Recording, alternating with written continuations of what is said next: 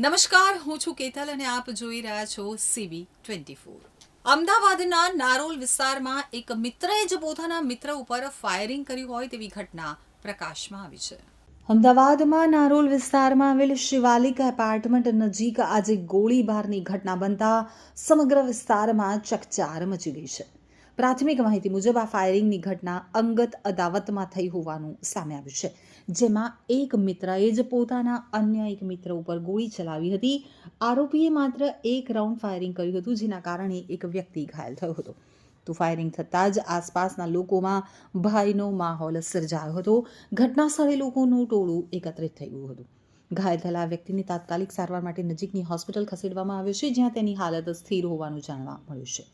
આ ઘટનાની જાણ થતાં જ નારોલ પોલીસનો કાફલો ઘટના સ્થળે દોડી આવ્યો હતો અને સ્થળનું પંચનામું કર્યું હતું. પોલીસે ફાયરિંગ કરનાર આરોપી મિત્રને ઝડપી પાડ્યા છે. પોલીસે આ ઘટના પાછળનું ચોક્કસ કારણ જાણવા અને આરોપીને પકડવા માટે આસપાસના CCTV ફૂટેજની મદદ લેવા સહિતની વધુ તપાસ હાથ ધરી છે.